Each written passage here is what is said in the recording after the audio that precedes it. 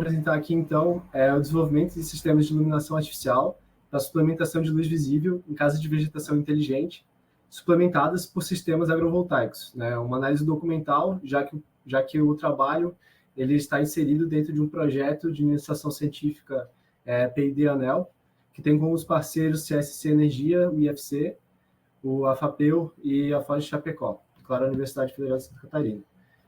Me chamo Jonathan Pocente Damasceno, o meu orientador é, então, o professor doutor Juliano Arnes Rampinelli. Então, vamos começar.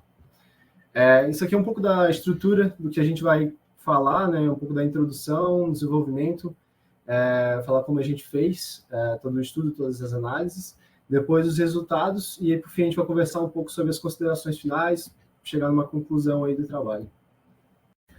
Eu acho que antes de a gente começar, né, é bom a gente falar o que é casa de vegetação, né? Casa de vegetação é um ambiente para cultivo de plantas, né, onde o ambiente é controlado, né, com relação às variáveis climáticas, né, ambientais da casa de vegetação. Então, no caso de casa de vegetação inteligente, né, ela é inteligente, né, então ela se autocontrola. E aí controla essas variáveis que eu coloquei aqui: radiação solar, temperatura, umidade relativa, intensidade luminosa, nível de dióxido de carbono.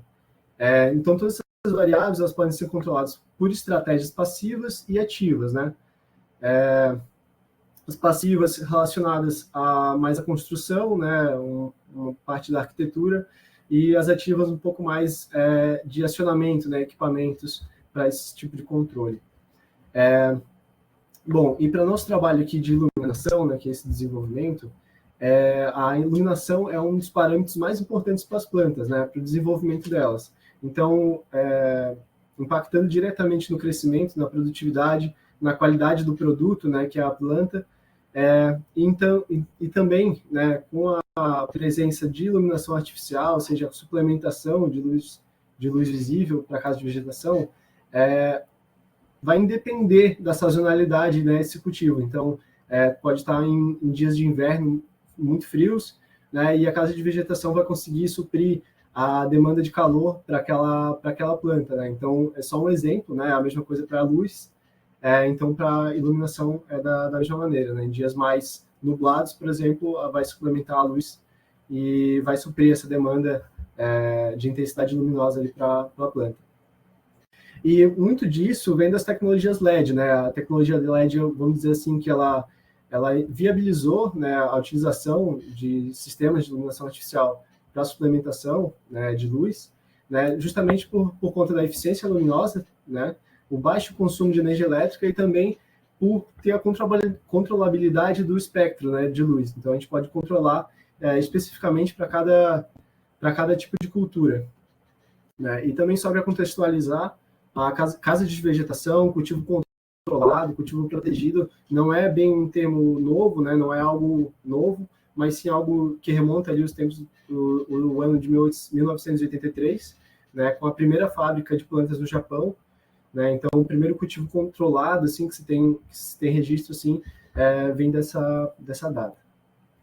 Então, aqui para a gente, o projeto da Smart Greenhouse, que foi o desenvolvimento de duas casas de vegetação inteligentes, né, uma em Alpestre, no Rio Grande do Sul, e outra em Santa Rosa do Sul, em Santa Catarina, né, então ele está inserido ali dentro do projeto de P&D ANEEL, né, que conta com uma equipe multidisciplinar. Então, não é só um projeto da energia, né, da equipe da energia, mas sim tínhamos uma equipe da computação, uma equipe da agronomia, e muita coisa a gente vai se falar da agronomia aqui por conta da análise qualitativa das mudas. Então, para fazer essa comparação, essa análise de mudas, o quanto impactou, qual foi o benefício da Smart Greenhouse, né, muita coisa disso, da agronomia, vem dessa equipe agronômica lá do IFC. Bom, e aqui para a gente vai analisar o sistema de iluminação artificial, tanto com relação às luminárias, né, mas também a distribuição luminosa dessas luminárias dentro da casa de vegetação, né. Vamos também fazer algumas análises de consumo de energia elétrica, utilizando 2 métodos para fazer essa análise. O sistema agrovoltaico também, vamos passar um pouco por isso, né, falar um pouco sobre a análise de desempenho do sistema e as análises quantitativas das mudas, tanto as mudas de orquídea quanto as de bananeira. Bom, essa então é a nossa casa de vegetação, né? Ela tem 12 metros de comprimento, 8 metros de largura e 4 de altura, é uma estufa média, né? Uma casa de vegetação média. Então, conta com estratégias bioclimáticas para controle dessas variáveis, iluminação, ventilação, umidificação, aquecimento e arrefecimento. Também conta com uma estação meteorológica para poder compilar, né, e compilar os dados externos da casa de vegetação. Então, ele busca esses dados pela estação, né? Então, nós temos uma estação acoplada a ela, junto com o sistema computacional, né, que conta com alguns sensores internos da casa de vegetação. Então, assim, ela faz esse controle, né, por inteligência artificial. Então, os sensores internos ali, a gente tem 9 sensores de temperatura ambiente e umidade relativa, 4 sensores de luminosidade. Para a estação meteorológica, então, ela vai medir essas outras variáveis, radiação solar, temperatura ambiente, umidade relativa, velocidade do vento, direção do vento, precipitação atmosférica e precipitação. Vale ressaltar também que a nossa casa de vegetação ela tem um sistema de aquecimento artificial também. Então, além do sistema de iluminação e esses outros sistemas que eu comentei, temos também um sistema de aquecimento artificial. Então, é um sistema de energia também bem importante para a casa de vegetação. Então, aqui comentando um pouco mais sobre as estratégias bioclimáticas e um pouco da arquitetura da casa de vegetação, mais em cima aqui nessa imagem mais superior, nesse vídeo mais superior, a gente pode ver uma estratégia importante de sombreamento, né, e de iluminação, vamos dizer assim, iluminação natural, que permite a passagem de iluminação com mais facilidade, né, assim com que essa cortina, esse forro, né, feche, né, esse forro que está fechando aqui, ó, aqui no vídeo, e esse forro ele serve para sombrear, né, então ele é feito de um material reflexivo, né, que também permite a passagem da iluminação natural, né, então ele serve como estratégia bioclimática aí de sombreamento, né.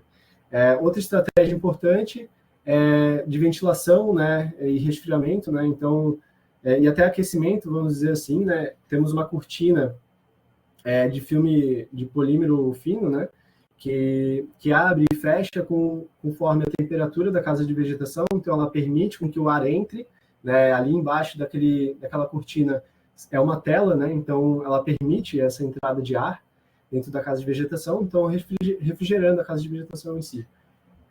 E também para o aquecimento, né, para reduzir então as perdas térmicas de dentro da casa de vegetação para fora da casa. Mas para esse outro vídeo aqui, a gente tem exemplificado uma estratégia que se chama parede úmida, perdão, passei aqui, parede úmida, que é essa parede de celulose marrom aqui, onde a água cai em cima, né, então ela serve como um resfriamento evaporativo. Então essa água ela vai infiltrar ali na celulose, né, da fibra celulose, e vai umidificar um pouco mais o ambiente ali da casa de vegetação. E junto com esses dois exaustores na parede oposta à parede úmida, né, ele faz uma pressão negativa ali dentro da casa de vegetação, puxando o ar de fora da casa para dentro, entre a parede de celulose, né, a parede úmida. Então, ela puxa um ar mais fresco e mais úmido.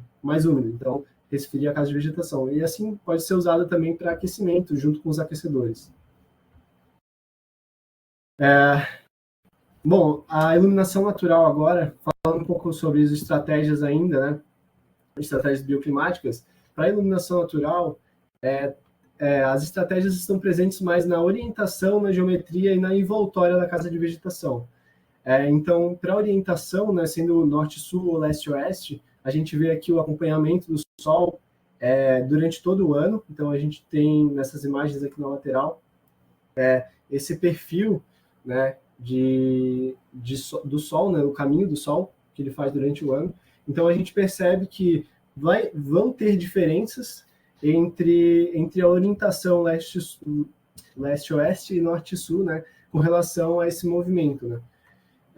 Outra estratégia seria a geometria do teto, né, ou da estufa no geral. Então, podendo ser vãs iguais, desiguais, vinhedos semicirculares e elípticos, né.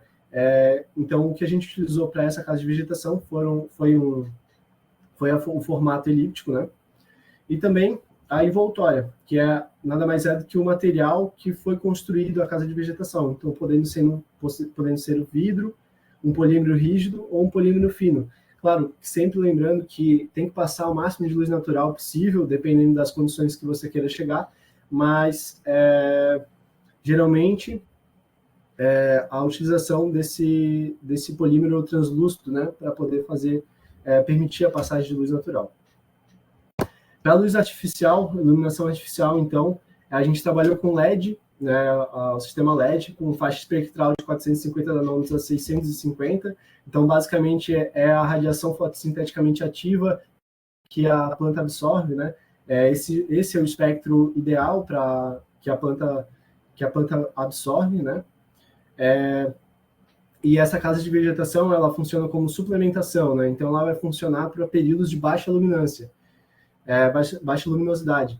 Então, ela serve como complementariedade para iluminação natural, né? Então, quando está abaixo de um certo parâmetro, ela aciona, né? Então, também a gente estudou, então, para isso, né, a uniformidade da luz dentro da casa de vegetação.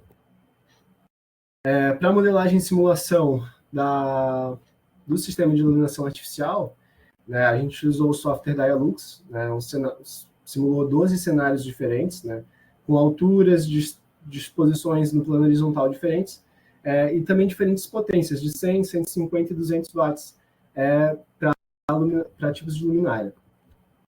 Para a modelagem no perfil de consumo de energia elétrica, a gente fez alguns ensaios para iluminação natural, para depois fazer os ensaios de consumo.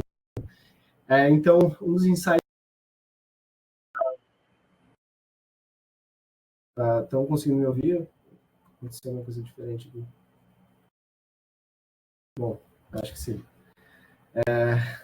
Bom, um dos ensaios, então, foi a luminosidade / irradiação solar, né? O sensor, então, a gente pegou dados dos sensores internos da casa de vegetação e dados do piranômetro externo, que é o sensor de luminosidade da estação meteorológica, né?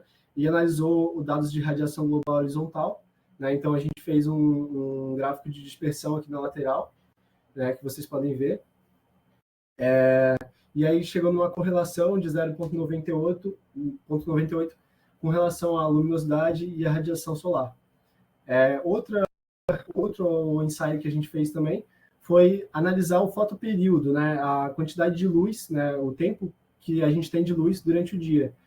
Então, a gente pode ver aqui, nesse outro gráfico, né, períodos de inverno, mais na metade do ano, a gente tem menos períodos de sol, né, de radiação solar, e períodos para o verão, né, a gente tem um período maior de radiação solar. Mas, numa média, em torno de 12 horas de fotoperíodo, ou seja, de luz solar. E aí, justamente, a gente decidiu, então, botar então, os horas de ativação para 6 horas e 18 horas, que é mais ou menos uma média, né, daquela curva ali, das curvas que vocês estão vendo ali no gráfico.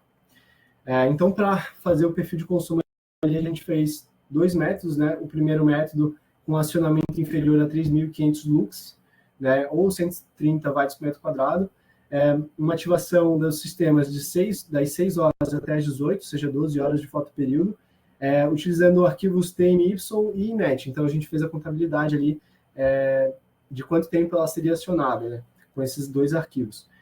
O segundo método, então, foi diferentes set points e medindo com relação a uma medida indireta de consumo com sensores de luminosidade dentro da casa de vegetação. Para o sistema fotovoltaico, então, foi simulado no software Sun, o sistema de versão moda do NHEL, para as 2 cidades, né, Santa Rosa do Sul e Alpestre, utilizando dados climáticos de cidades próximas, já que a gente não tinha os dados climáticos para aquela cidade em específico, né? Então, para Santa Rosa do Sul, Torres, e para Alpestre, Chapecó. Os sistemas, então, são 14 módulos e um inversor para Santa Rosa do Sul, e para Alpestre, 28 módulos e 2 inversores. Um ângulo de inclinação de 20 graus, né? Mas para análise, né, vocês vão ver mais para frente, foi analisado um sistema de 14 módulos e um inversor só. Como a Alpestre é do dobro do sistema, ou seja, um outro sistema a mais, nós utilizamos, então, apenas um sistema para a Alpestre e um de Santa Rosa do Sul. Perfeito. Agora, para a validação do sistema de iluminação artificial, nós fizemos, de acordo com as diretrizes da norma brasileira, 15.215.4, né, que dizia para a gente medir com o luxímetro, né, abaixo de cada ponto de maior luminosidade, né, que seria um ponto central das luminárias. Então, nós dividimos a casa em 20 áreas diferentes, que são 20 luminárias, e em cada centro dessa área a gente mediu um ponto de luminosidade, que era o caso de cada luminária. E aí, posteriormente, então, a gente colocou esses dados, né, no software Surfer, né, para fazer uma interpolação. Então, a gente fez não uma interpolação, mas sim 3 métodos de interpolação. Então, fizemos o primeiro método da mínima curvatura, o segundo método da função de base radial, o terceiro método do inverso da distância da potência. Então, para análise qualitativa das mudas, né? Então, os ensaios foram realizados numa estufa de controle, que é a convencional, uma estufa convencional, e uma casa de vegetação inteligente. Então, uma casa de vegetação convencional, uma casa de vegetação inteligente. Então, as culturas são as mudas de banana e as mudas de orquídea, né? E então elas foram padronizadas, né, para a gente poder ter um comparativo bem sólido, né, entre uma casa de vegetação e outra. Agora, partindo para os resultados, né, um pouco das discussões ali que a gente chegou. Então, como eu já comentei, né, um pouco da simulação, a modelagem foi feita no software Dialux, com diferentes agrupamentos, arranjos, alturas, distribuições luminárias diferentes e potências diferentes de luminária. Aqui é um pouco da carinha do software, assim. Então, vocês podem ver que as paredes elas são todas fechadas, e é justamente isso que vai causar um fenômeno que eu vou mostrar para vocês. Então, nessa imagem aqui que vocês estão vendo, que eu estou mostrando para vocês, são um arranjo de luminárias, ou seja, com 4 linhas e 3 colunas. 4 linhas, elas são assim, perfeito? Que era para ser colunas, mas bem, não foi bem assim que o software pensou. Com 100 watts de potência para essas luminárias, tá? Então, a gente tem, aqui no ladinho, vocês vão ver as intensidades luminosas mudando, né? Então, uma faixa de 1.500 a 900 lux, tá? Para dentro da casa de vegetação, ou seja, mais ao centro é sempre uma intensidade maior e mais nas laterais uma intensidade menor, justamente por essa lateral serem todas fechadas, né? Então, não tem uma luminosidade na lateral, né? Como um dia ou como na casa de vegetação. Então, aqui o arranjo para 4 linhas e 4 colunas, para 100 watts também. 5 linhas e 3 colunas para 100 watts. 4 linhas e 3 colunas agora para 150 watts. 4 linhas e 4 colunas para 150 watts também. 5 linhas e 3 colunas para 150 watts. 4 linhas e 3 colunas para 200 watts. 4 linhas e 4 colunas para 200 watts. 5 linhas e 3 colunas para 200 watts também. Agora aqui é um pouco diferente, né, alterando um pouco a altura e aumentando um pouco a quantidade de luminárias. Então, para 7 linhas e 4 colunas de 200 watts, né, então a gente vai ver que a intensidade luminosa já é bem mais alta, né, justamente por conta da quantidade de luminárias, né, e uma altura um pouco maior. Aqui para 5 linhas e 4 colunas, uma altura maior ainda, né, para 200 watts, né, um número maior de luminárias também. E aqui, então, é o arranjo que a gente escolheu para fazer, para desenvolver na casa de vegetação, né? Então, juntamente com o distribuidor de luminárias, né, e o orçamento do projeto, a gente fez um balanço ótimo, né, e chegou que 5 linhas e 4 luminárias, ou seja, um total de 20 luminárias de 150 watts seria o escolhido, então, para o arranjo, né, e tornando assim a intensidade luminosa adequada, então, para o cultivo, né. Daí vale ressaltar que como existe uma falta, né, de luminárias de 150 watts no mercado, a gente utilizou, então, 130 watts as luminárias. Tá? Então, uma potência total de 2,6 kW para o total de luminárias, né. Então, a faixa de espectro também naquela faixa que eu comentei, 450 a 650. Então, agora para a validação do sistema, né, então a gente fez todo aquele método seguindo as diretrizes da norma brasileira. Então, dividimos em 20 áreas, né, e aí traçamos isso no software Surfer. Né? Então, aqui está o gráfico de interpolação do sistema da mínima curvatura. Então, a gente pode ver que tem uma distribuição boa, né, da luz, né? Isso em comparação com o software Dialux também, que a gente vai ver um pouco mais para baixo. Aqui, então, a gente tem o método da interpolação do inverso da distância da potência, e aí aqui a gente pode ver as diferenças de altura das luminárias dentro da casa de vegetação, tá? Um pouco do aspecto construtivo, né? Então, os pontos mais escuros desse gráfico, né, que são mais aqui, a gente consegue perceber que são os pontos que têm menos luminância, ou seja, que as luminárias estão mais ao alto, mais elevadas com relação à bancada. E mais ao centro, né, além da intensidade ser maior por conta da concentração de luz, mas também por conta de elas estarem um pouco mais abaixo com relação às outras. Então, aqui um outro método de interpolação, só para fim de comparação mesmo, né? Mas o escolhido mesmo para a gente fazer a comparação, que mostrou mais semelhança com o método do Dialux, né? Foi esse, da mínima curvatura, né? Então, a gente pode ver uma diferença de intensidade luminosa, e aí é justamente por causa da potência das luminárias, né? Que foram instaladas, 130 watts comparados das 150, então a gente tem uma intensidade diferente, e também um pouco do aspecto construtivo das luminárias. Né? Para a modelagem de perfil de consumo, então, os dois métodos, né, foram utilizados os dois métodos. Então, para esse primeiro método, utilizou os 3.500 lux de parâmetro, né, uma ativação das 6 horas até as 18, 12 horas de fotoperíodo, usando arquivos TMY. Os arquivos TMY são arquivos que, de meses, né, os melhores meses durante 12 anos. Então, eles compilam esses 12 meses, né, em um ano só. Então, são meses ótimos, vamos dizer assim. Então, aqui a gente tem uma contabilização das horas que foram acionadas ao sistema de iluminação artificial. Então, em Alpestre foram acionadas 1.266 horas e em Santa Rosa do Sul 1.358 horas por ano, né? E, então, chegamos a um consumo de 3.291 kWh por ano em Alpestre e 3.530 kWh por ano em Santa Rosa do Sul.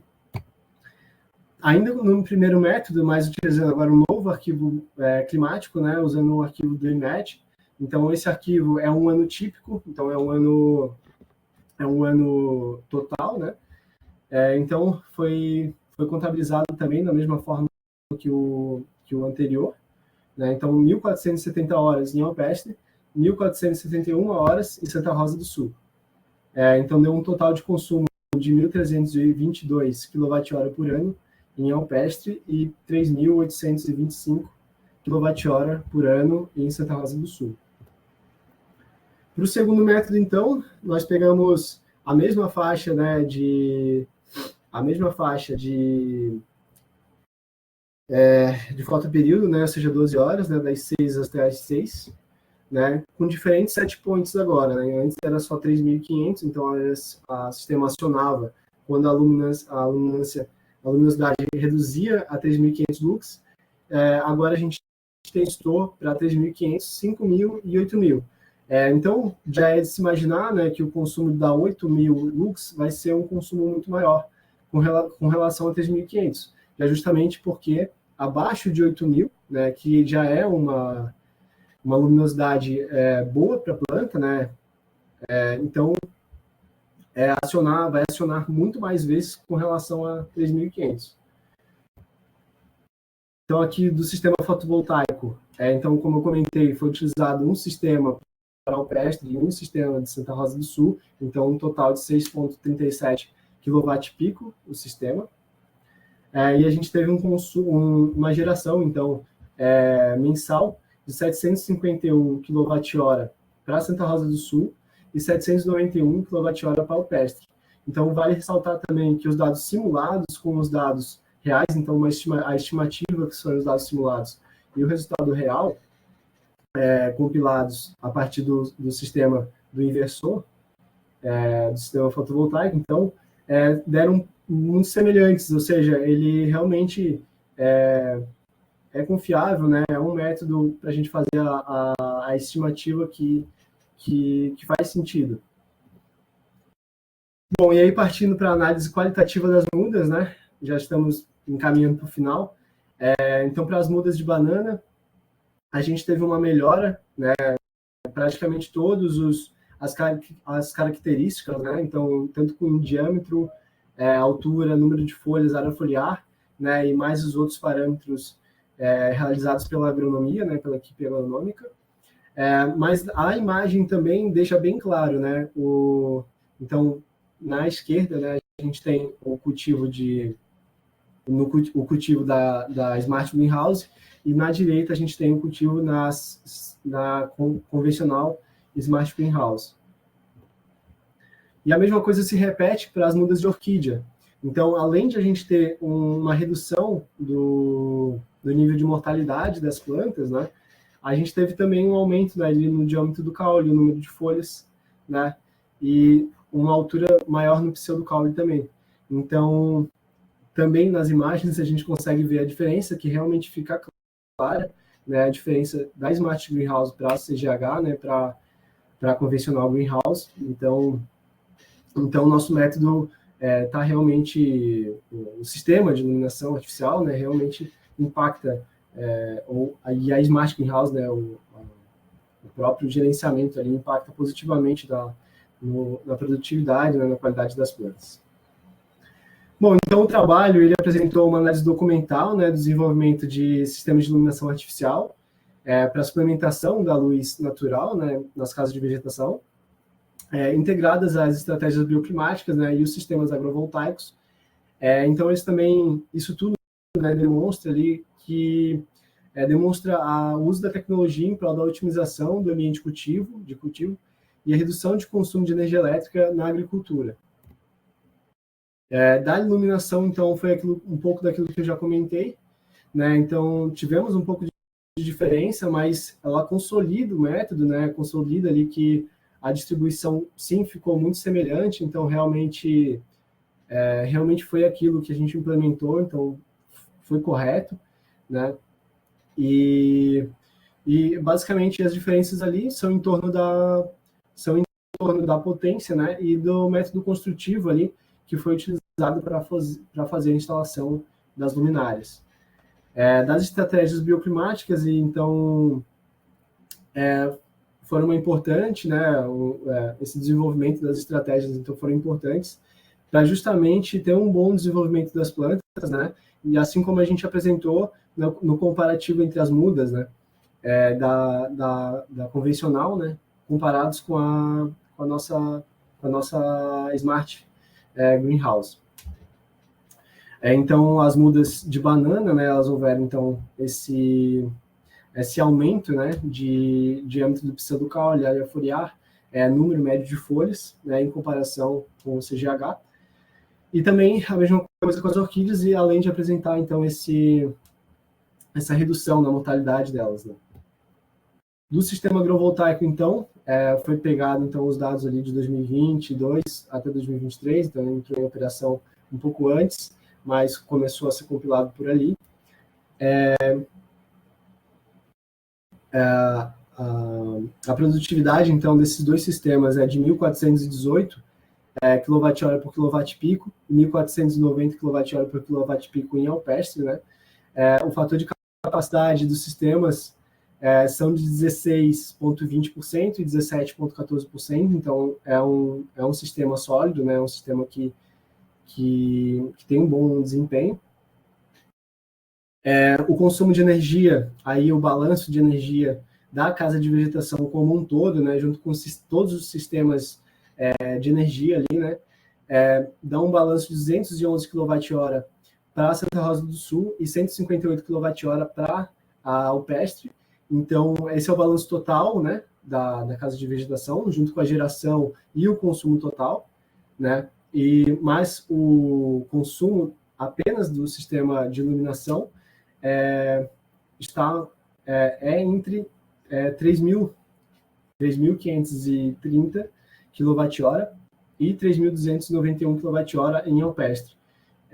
E isso dá mais ou menos um terço, né, da geração, né? Então, o resto do consumo é todo para outros sistemas de energia, né? Outros sistemas de consumo de energia, como o aquecimento, por exemplo, e alguns acionamentos da casa de vegetação. Bom, perspectivas para o futuro aqui, né? Ampliar um pouco a pesquisa, né? Então, ampliar os estudos energéticos para fim de garantir o net zero da casa de vegetação, então podendo transformar essa casa de vegetação completamente eficiente com balanço energético zero, né?